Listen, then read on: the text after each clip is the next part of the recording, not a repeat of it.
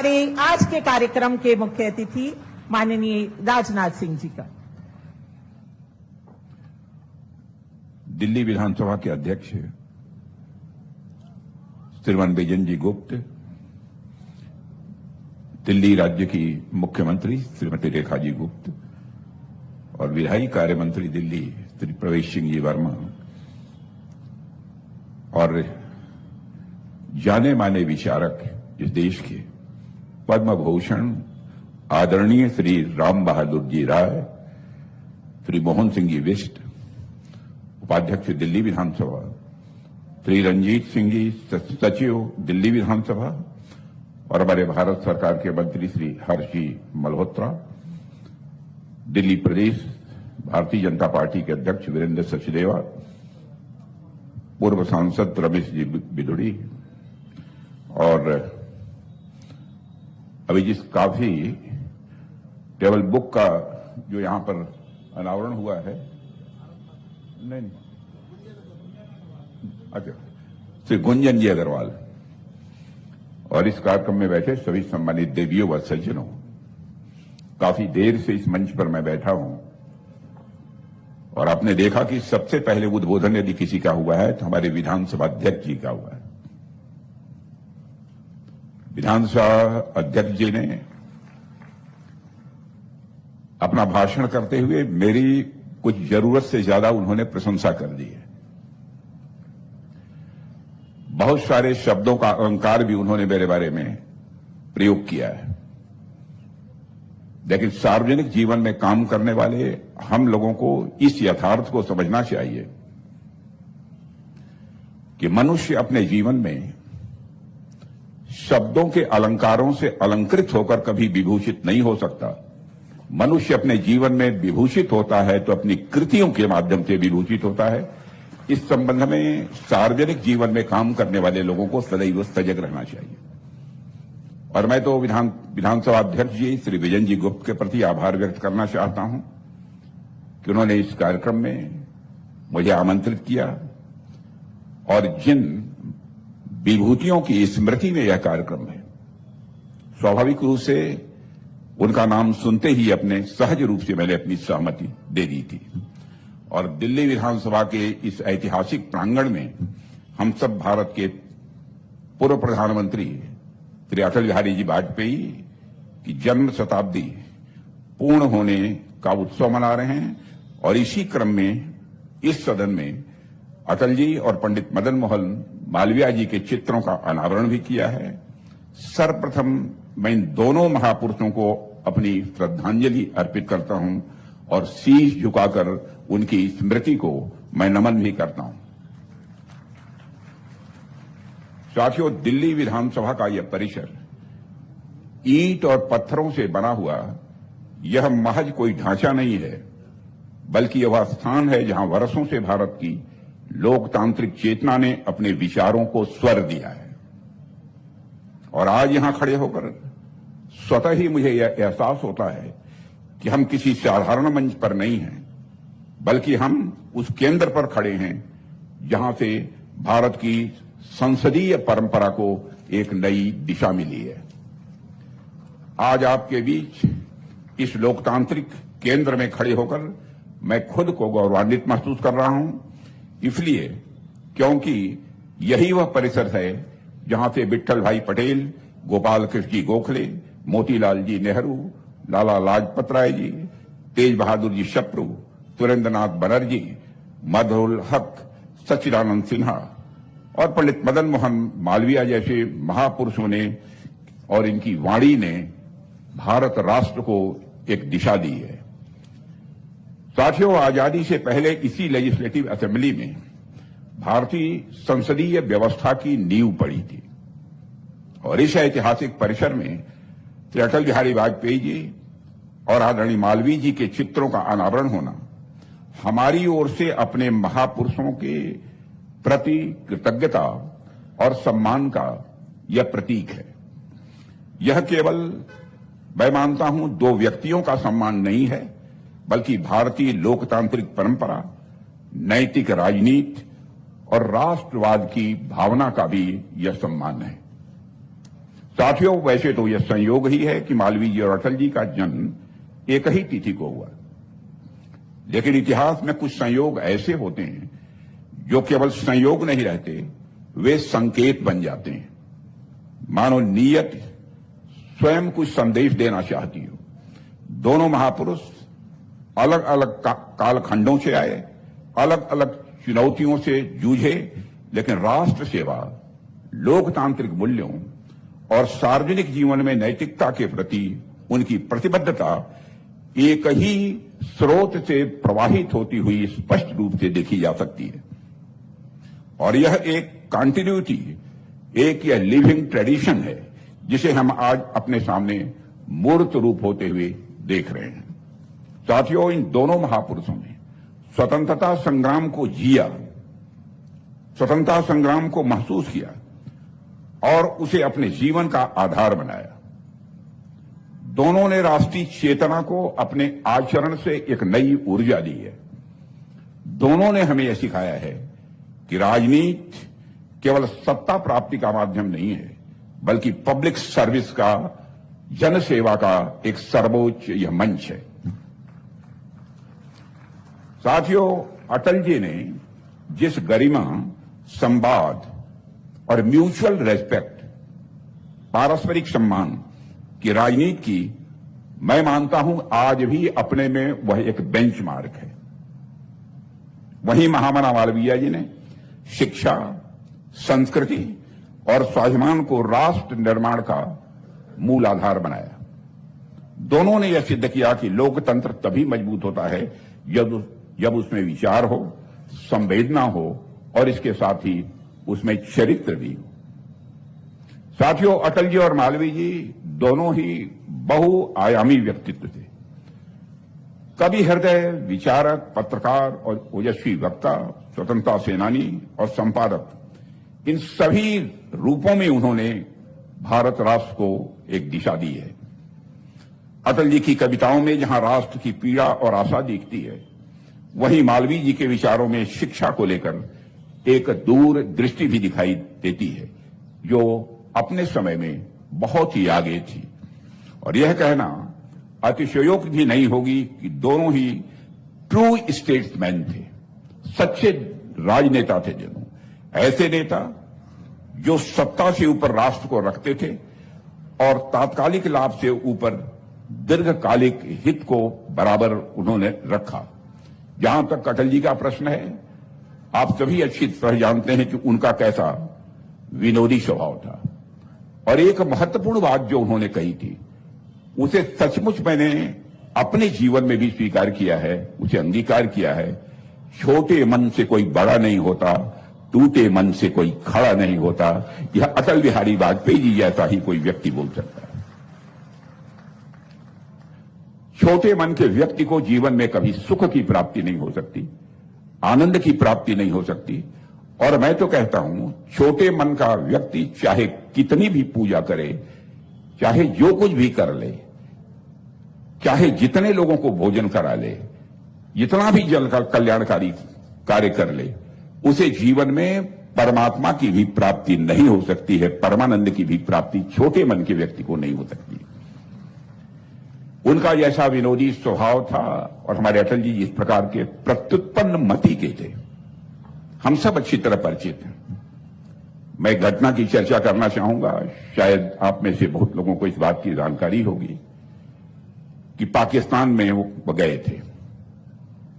पाकिस्तान में इस कार्यक्रम के बाद एक पाकिस्तान की महिला पत्रकार ने यह कहा कि अटल जी, मैं आपसे शादी करने को तैयार हूं, लेकिन शर्त यह है कि मुंह दिखाई में आपको हमें कश्मीर देना होगा। अटल जी थोड़ी देर के लिए ठिठके, रुके, फिर उन्होंने कहा, हां, मैं आपसे शादी करने को तैयार हूं, लेकिन दहेज में आपको पूरा पाकिस्तान देना होगा।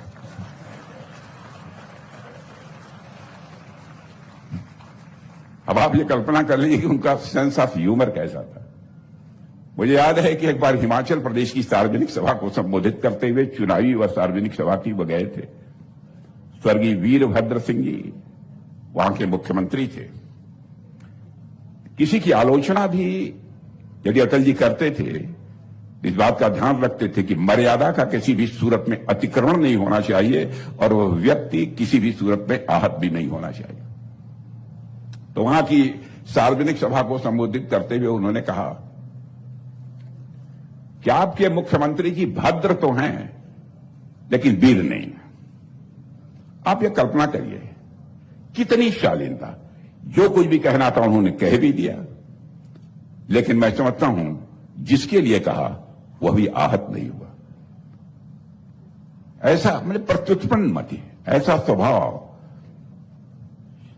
यह मैं समझता हूं कि परमात्मा की कृपा से ही ऐसे लोग इस भारत की धरती पर जन्म लेते हैं। इस प्रकार की कई घटनाएं उनके जीवन की हैं। मित्रों, इन सभी गुणों से ऊपर जो बात इन दोनों महापुरुषों को जोड़ती है वह था उनका स्वदेश प्रेम। उन्होंने हमेशा स्वदेशी विचारों, स्वदेशी उद्योगों पर, स्वदेशी क्रियाकलापों पर फोकस किया और आज भारत आत्मनिर्भरता के जिन लक्ष्यों की तरफ तेजी से आगे बढ़ रहा है उसके पीछे इन महापुरुषों की शिक्षाओं का एक विशेष महत्व है। पंडित मदन मोहन मालवीय जी का जीवन स्वयं एक प्रेरक आख्यान है, एक प्रेरक नैरेटिव है। सामान्य परिवार में जन्म लेकर वकालत के क्षेत्र में अपार सफलता पाने की संभावनाओं के बावजूद उन्होंने मातृभूमि की पुकार पर अपना सब कुछ छोड़ दिया। उन्होंने स्वतंत्रता संग्राम को महज एक आंदोलन न मानकर एक अपनी नैतिक जिम्मेदारी मानी, एक अपनी मॉरल ड्यूटी मानी और फिर उस दौर में शिक्षा के क्षेत्र में दान और भिक्षा से इतना बड़ा विश्वविद्यालय खड़ा करने का साहस, यह अपने आप में मैं मानता हूं यह साधारण नहीं है बल्कि यह अद्वितीय है। साथियों, महामना मालवीय जी से हम यह सीखते हैं कि शिक्षा केवल डिग्री नहीं है बल्कि राष्ट्र निर्माण का सबसे सशक्त और यह प्रभावी माध्यम है। और उन्होंने सिद्ध कर दिया कि सीमित संसाधनों, दान और त्याग से भी ऐसे संस्थान खड़े किए जा सकते हैं जो सदियों तक ज्ञान की ज्योति को फैलाएं। उनके द्वारा स्थापित काशी हिंदू विश्वविद्यालय आज भारतीय ज्ञान परंपरा, आधुनिक ज्ञान और सांस्कृतिक चेतना के संगम के रूप में दुनिया भर में ख्याति अर्जित कर रहा है। साथियों, यह दिखाता है कि जब आपकी नीयत शुद्ध हो और उद्देश्य बड़ा हो तो संसाधन स्वयं ही रास्ता खोज लेते हैं। उनका जीवन हमें यह भी सिखाता है कि सार्वजनिक जीवन में रहते हुए भी निजी स्वार्थ से ऊपर उठकर कैसे सोचा जाता है। और जब शिक्षा कमर्शियलाइजेशन के दौर से गुजर रही है तब मैं मानता हूं कि महामना जी का यह आदर्श हमें शिक्षा को कैरेक्टर बिल्डिंग मिशन के रूप में देखने की यह प्रेरणा देता है। और साथियों, वही दूसरी तरफ आप अटल बिहारी वाजपेयी के जीवन में भी जब देखेंगे तो आपको उनके मन में भी वही विशालता दिखाई देगी। उनका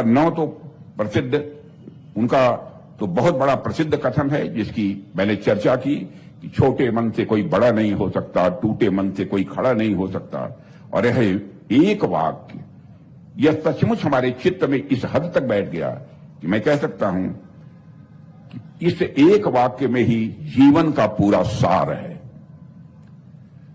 और जब वो विपक्ष में थे तो उन्होंने हर गलत निर्णय पर सरकार का विरोध किया, संसदीय मर्यादाओं का बराबर उन्होंने ध्यान रखा और हर सही निर्णय पर जरूरत पड़ी तो सरकार के साथ खड़े रहे हमारे पंडित अटल बिहारी वाजपेयी जी। और उन्होंने सिखाया कि सत्ता में रहकर भी विनम्र कैसे रहा जा सकता है और विपक्ष में रहकर भी राष्ट्रहित को कैसे साधा जा सकता है। साथियों, संसदीय प्रणाली में उन्होंने संवाद, गरिमा और मर्यादा को राजनीति की अनिवार्य शर्त बताया था और उनके लिए डिसएग्रीमेंट, असहमति और डिसरेस्पेक्ट, अपमान नहीं बना। उन्हें उन्होंने सत्ता में रहते हुए विपक्ष को सम्मान दिया और आलोचनाओं को सुना और मतभेदों को मनभेद में उन्होंने नहीं बदलने दिया। यह एक रेयर क्वालिटी है जिसे किसी भी जमाने में राजनीति में एक बेंचमार्क के रूप में देखा जा सकता है और उनके राजनीतिक विरोधी भी यह स्वीकार करते हैं कि अटल जी ने कभी जनहित के विरुद्ध कोई कार्य नहीं किया। आज के समय में जब बहसें अक्सर कटु हो जाती हैं तो अटल जी का जीवन हमें यह याद दिलाता है कि लोकतंत्र का सौंदर्य मतभेदों में नहीं बल्कि उन्हें सुलझाने की शैली में है और यही उनकी मॉरल अथॉरिटी थी, यही उनकी इंड्योरिंग लेगेसी भी है। और साथियों, जब मैं मालवीय जी और अटल जी के जीवन के बारे में पढ़ता हूं तो भले ही दोनों का कालखंड अलग दिखता है, भले ही ऐसा हो सकता है शायद दोनों कभी न मिले हों, लेकिन दोनों के जीवन को देखकर यह साफ साफ पता चलता है कि मदन मोहन मालवीय जी के विचारों के सच्चे उत्तराधिकारी यदि कोई थे तो हमारे अटल बिहारी वाजपेयी जी ही थे। साथियों, यह बात जो मैं कह रहा हूं कि यह भावनात्मक अतिशयोक्ति में नहीं कह रहा हूं, बल्कि आप इसके कई उदाहरण दे सकते हैं। पंडित मदन मोहन मालवीय जी ने जिस राष्ट्रवाद की कल्पना की थी वह शिक्षा, संस्कृति, आत्मसम्मान और नैतिकता से उपजा हुआ था। बाद में जब अटल जी प्रधानमंत्री बने तो उन्होंने उसी राष्ट्रवाद को आधुनिक लोकतंत्र की भाषा दी, जहां वो सबको साथ लेकर चले। ठीक उसी तरह जिस प्रकार मालवीय जी के लिए शिक्षा राष्ट्र निर्माण का आधार थी और उन्होंने नागरिक गढ़ने के लिए ज्ञान को चरित्र से जोड़ा, उसी प्रकार अटल जी ने विज्ञान, तकनीक और भारतीय भाषाओं को सम्मान देते हुए शिक्षा को आत्मनिर्भर भारत की चेतना के साथ जोड़ा था। साथियों, जिस तरह मालवीय जी की राजनीति सेवा, मर्यादा और नैतिक साहस पर आधारित थी, उसी तर्ज पर अटल जी ने उसी परंपरा को निभाते हुए सत्ता में विनम्रता और असहमति की गरिमा को भी बनाए रखा है। जहां एक तरफ मालवीय जी लोकतंत्र में विचारों की विविधता को राष्ट्र की शक्ति मानते थे, वहीं दूसरी तरफ अटल जी ने भी संसद को टकराव का नहीं बल्कि संवाद का मंच बनाते हुए यह स्पष्ट किया, सरकारें तो क्षणिक होती हैं और राष्ट्र तो यह शाश्वत होता है। साथियों, ऐसे अनेक उदाहरण जो यह बताते हैं कि मालवीय जी के विचार और उनके बाद अटल जी ने उसे जीवित रखे और उन्हें विचारों को आज भी हमारे प्रधानमंत्री मोदी जी के नेतृत्व में हमारी सरकार यह जीवित रखे हुए। आज इन दोनों महापुरुषों को चित्रों का इस ऐतिहासिक परिसर में अनावरण होना हम सबके लिए गौरव का अनुभव तो है ही, लेकिन साथ ही साथ आज का दिन हमसे एक साइलेंट सवाल भी पूछता है कि यह सवाल पूछता है कि क्या हम उनके मूल्यों के उत्तराधिकारी बनने के लिए तैयार हैं। यह सवाल है, क्या हम राजनीति, शिक्षा और सार्वजनिक जीवन में उसी इंटीग्रिटी, उसी इम्पैथी और उसी फोरसाइट को हम जी पा रहे हैं कि नहीं जी पा रहे हैं। और साथियों, यह क्षण हमें इंट्रोस्पेक्शन का भी अवसर देता है कि शायद यही इस पूरे आयोजन का सबसे बड़ा संदेश है कि इतिहास केवल स्मरण के लिए नहीं बल्कि इतिहास यदि होता है तो वह मार्गदर्शन के लिए होता है। और हमको इतिहास से महानता और आदर्श को सिर्फ खोजना भर ही नहीं है बल्कि उसे अपने जीवन में हमें लागू भी करना है। साथियों, कोई भी राष्ट्र केवल संसाधनों, तकनीक या आर्थिक सामर्थ्य से यह महान नहीं बनता है। इस सच्चाई को भी हमें समझना चाहिए। राष्ट्र की असली शक्ति इस बात से तय होती है कि वह किन आदर्शों को अपने जीवन मूल्यों का आधार बनाता है और किन व्यक्तित्वों को वह अपना आदर्श मानता है। क्योंकि जैसा हमारा आदर्श होता है वैसा ही हमारा चिंतन बनता है और जैसा चिंतन बनता है वैसा ही राष्ट्र का चरित्र गढ़ा जाता है। इसीलिए आदर्श केवल स्मरण की यह वस्तु नहीं होते हैं, वे दिशा देने वाली एक ऊर्जा होते हैं और यही कारण है कि आज जब हम लोकतंत्र की सबसे महत्वपूर्ण संस्था में के केंद्र में बैठे हैं हम यहां, तो हमारे लिए यह और भी आवश्यक हो जाता है कि हम अपने आदर्शों से निरंतर सीखें, उनसे सीख लें। मूर्तियां या फिर चित्र इसलिए नहीं लगाए जाते कि हम अतीत में भटक जाएं, बल्कि इसलिए लगाए जाते हैं ताकि हमारा भविष्य किसी भी सूरत में भटकने न पाए। वे हमें हर दिन यह याद दिलाती हैं कि हमें कैसा बनना है, हमको अपने आदर्श कैसे स्थापित करने हैं। इसलिए हमारे आदर्श राम भी हैं, हमारे आदर्श कृष्ण भी हैं, हमारे आदर्श बुद्ध भी हैं, हमारे आदर्श महावीर भी हैं। और इसी सूची में आगे बढ़ते बढ़ते आपको महामना मालवीय जी और श्रद्धेय अटल जी भी मिलेंगे आगे बढ़ते बढ़ते, यह मैं बात विश्वास के साथ कह सकता हूं। साथियों, इसलिए इन चित्रों का अनावरण होना हमारे लिए साइलेंट रिमाइंडर है। इन चित्रों का अनावरण होना हमारे लिए एक साइलेंट रिमाइंडर है कि हम किस परंपरा के उत्तराधिकारी हैं। ऐसे अवसर पर हमें सोचने को बाध्य करते हैं कि हम अपने विचार, अपने शब्द और अपने कर्म से उन आदर्शों के करीब जा रहे हैं या उन आदर्शों से हम दूर जा रहे हैं। हमारा यह आत्म मंथन ही हमारे महापुरुषों के प्रति मैं समझता हूं यह सच्ची श्रद्धांजलि होगी। इसलिए अंत में बस इतना ही कहना चाहूंगा कि आज इस लोकतांत्रिक केंद्र में बैठकर हम ये संकल्प लें कि हम महामना मालवीय जी की तरह शिक्षा को राष्ट्र सेवा का माध्यम बनाएंगे और अटल जी की तरह राजनीति को लोक सेवा का एक पवित्र कर्म मानेंगे। यह आज संकल्प लेने की आवश्यकता है। इन्हीं विचारों के साथ एक बार मैं पुनः महामना मदन मोहन मालवीय जी और श्रद्धेय अटल बिहारी वाजपेयी जी दोनों की स्मृति को नमन करते हुए और विधानसभा अध्यक्ष दिल्ली श्री विजेंद्र जी गुप्त ने जो उत्कृष्ट कार्य किया है, इसके लिए उन्हें बधाई देते हुए अपना निवेदन यहीं समाप्त करता हूं।